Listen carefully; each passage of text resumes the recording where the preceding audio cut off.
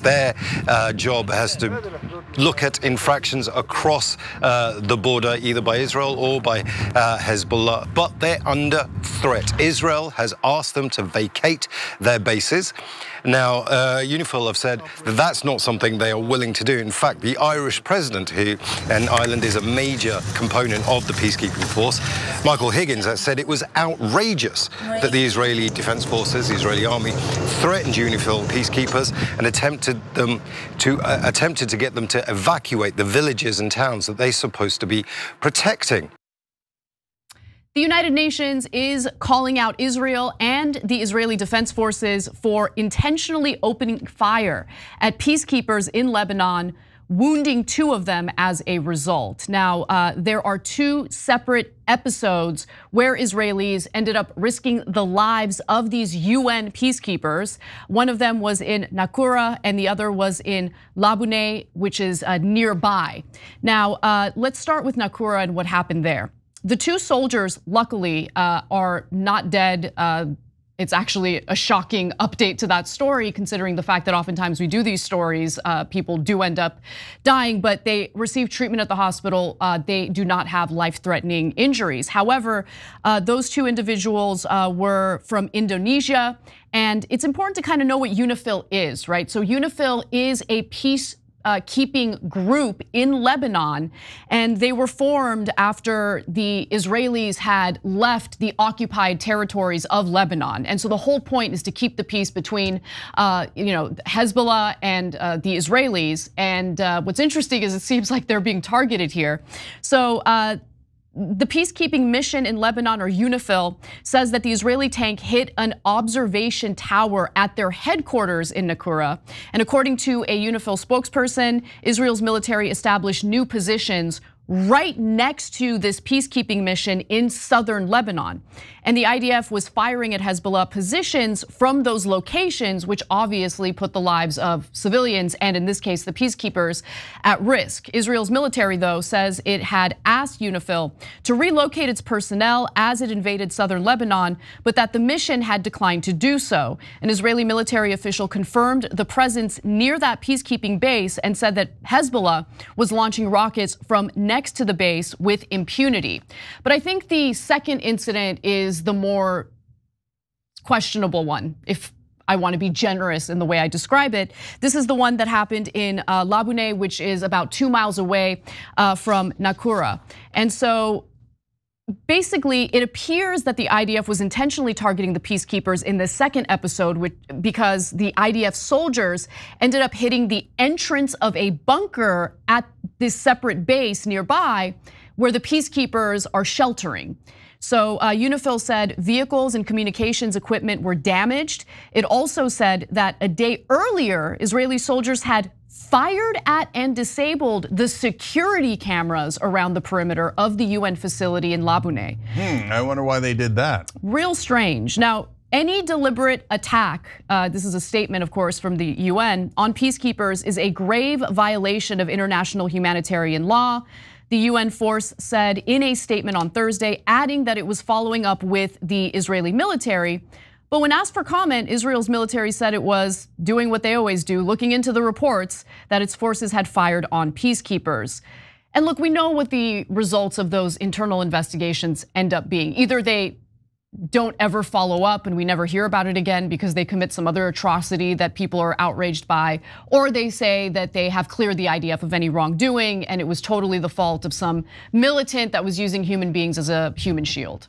So I'm not really giving Israel any faith in doing a proper investigation into this. Oh, they're doing an investigation of themselves. Yeah. The kind that acquits them 99% of the time. Interesting. I'm on pins and needles to see how that'll turn out, but human shields is a very relevant thing that we just mentioned here. I'm going to come back to that in a second. So first, why do they want the peacekeepers to move out? Why does Israel want that? Well, the peacekeepers are supposed to be keeping a buffer zone there so that both sides don't transgress too much. Oh, right, Israel would like to occupy a bigger part of southern Lebanon. So in order to do that, they have to move the peacekeepers out. So if you wanted to move the peacekeepers out to grab more land in southern Lebanon, what's the first thing you do? You need to evacuate to a safer location. Now, why? And after you say to, hey, listen, this location is not safe anymore. I know, because you're shooting into it. Yeah, that's right. We are. So, and we don't want, basically Israel's saying we literally don't want peacekeepers here, right? And so then what's the second thing you would do? Maybe shoot out the cameras so people don't see the crimes you're about to commit against the United Nations? A day earlier, yeah. Huh, that seems pretty, thinking ahead of time, let's put it that way, right? So then what would you do? Well, you'd fire at the peacekeepers so that you can then say, well, now that we fired at them, they're biased. Like they're biased against us because we tried to murder them.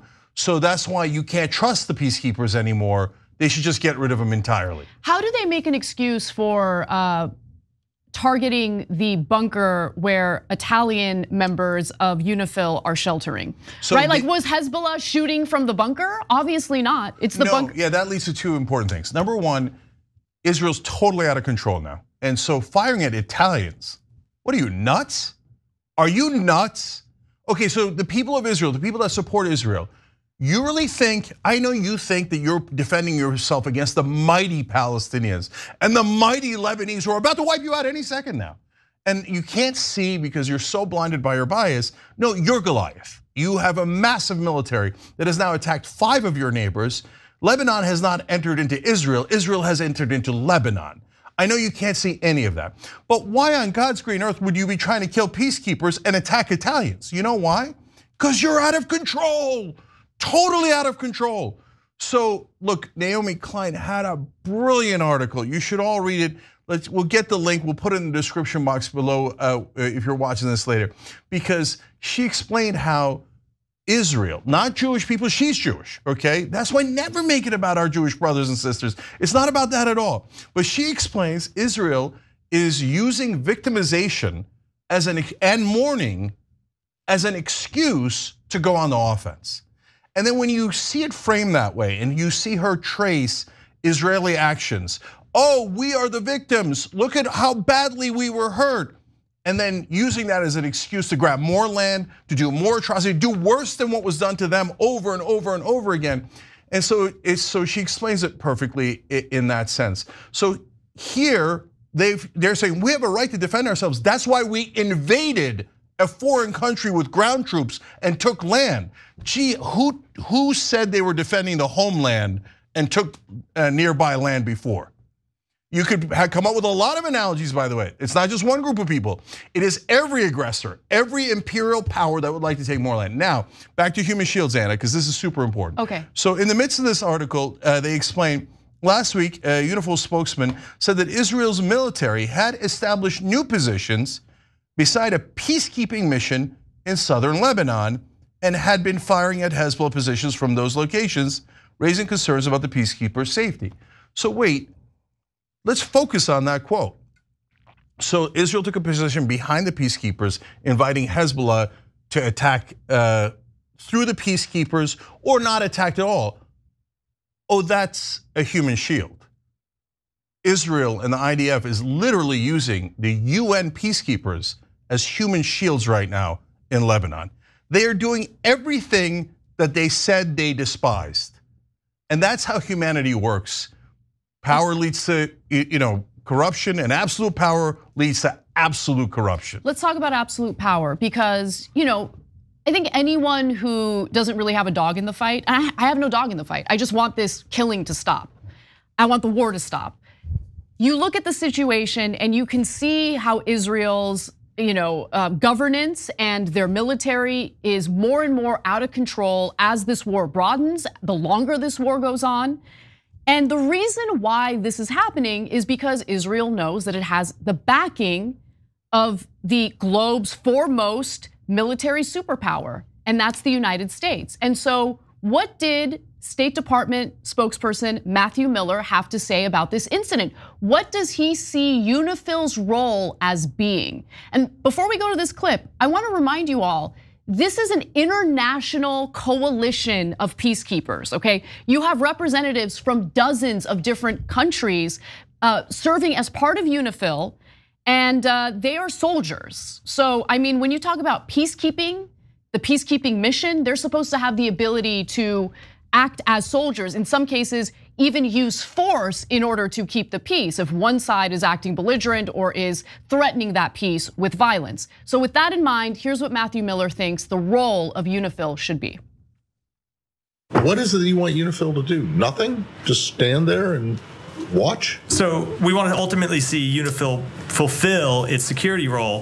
The question about what they do in the immediate days is a question for UNIFIL to make, not the United States. But we want to see them. We want to see them not be put in harm's way. Sure. Yeah, but they're a peacekeeping force. Correct. They're a peacekeeping force there to push Hezbollah back from the border. So you don't see UNIFIL as having any role in terms of Israelis going into Lebanon? Their role is there to keep Hezbollah back. Now, for a variety of reasons, UNIFIL and the LAF have not been able. Peacekeeping involves, like, you're keeping the peace not between one side. But for a variety of reasons, UNIFIL and LAF have not been able to prevent Hezbollah from sitting in those areas just over the border from Israel and launching rocket strikes and other attacks against Israel. So Israel is taking steps. What has the United States done to stop Israeli aggression against Lebanon? To stop them from literally bombing Beirut? Yeah, they're taking out entire apartment buildings, over 2,000 dead already in Beirut. But also, just look at how one-sided that was, Cenk, right? No. UNIFIL is there to aid and abet Israel. That's it. That's the only reason why we believe they should be there. So that right there was so telling. And Israel attacking the peacekeepers is so telling, because that's Matthew Miller going, no, peacekeepers aren't to keep the peace between the two different sides. The peacekeepers are supposed to be frauds who are supposed to attack Hezbollah on Israel's behalf and on our behalf. I don't want them keeping the peace with Israel. No, if Israel wants war, then the UN should be for war and the peacekeepers should be for war. As long as Israel wants it. Guys, look, that's why I said in the beginning they're totally out of control. Why did I emphasize them hitting not just the UN, but like allies like Italy and Spain is outraged and France is outraged and all these. The only reason you would do that is if you think I'm above the law. I won't follow any war crimes. I won't follow any laws. I don't care about international law. I don't care about allies. I killed American journalists and America sent me a thank you note and a $26 billion check.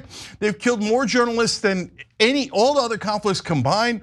They've killed over 1,000 healthcare workers in Palestine. There's stories about 100 American doctors saying to the New York Times and to the administration, they're shooting an extraordinary percentage of children in the head. Yeah.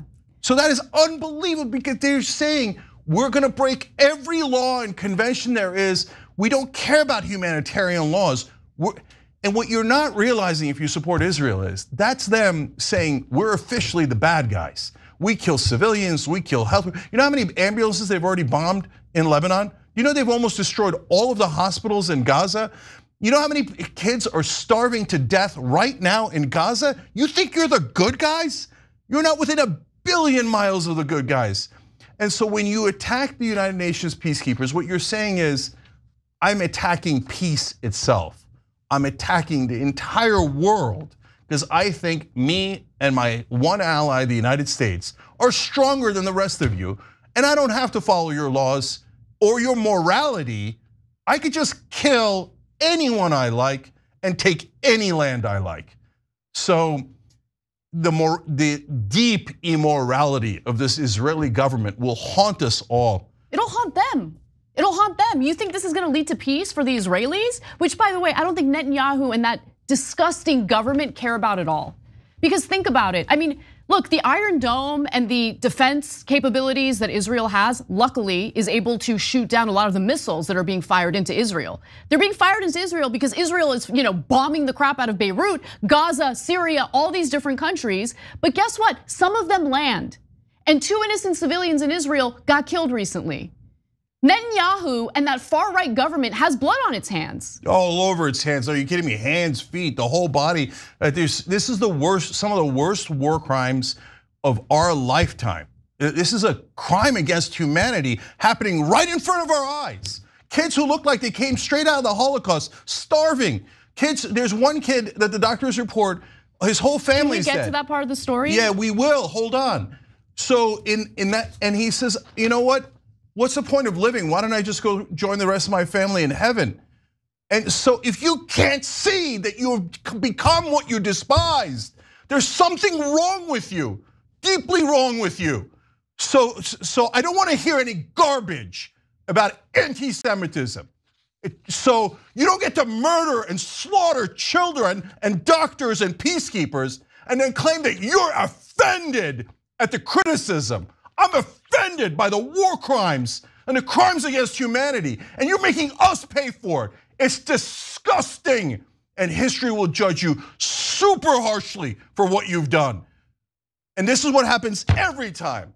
Power corrupts, absolute power corrupts absolutely. So it is our fault in America that we have given them absolute power. And every time they do a war crime, we go, well, the peacekeepers shouldn't have been there.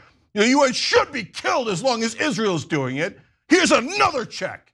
I'm sick of sending them checks to slaughter more people. The government of Israel is totally and utterly out of control, and they're a danger to the whole planet. Let's take a break. When we come back, I think it's important to get into the details about what doctors, international doctors who have been, donating their time and their effort and their energy in Gaza, what they've been seeing when it comes to literal children showing up at these hospitals. Thanks for watching The Young Turks. Really appreciate it. Another way to show support is through YouTube memberships. You'll get to interact with us more. There's live chat emojis, badges.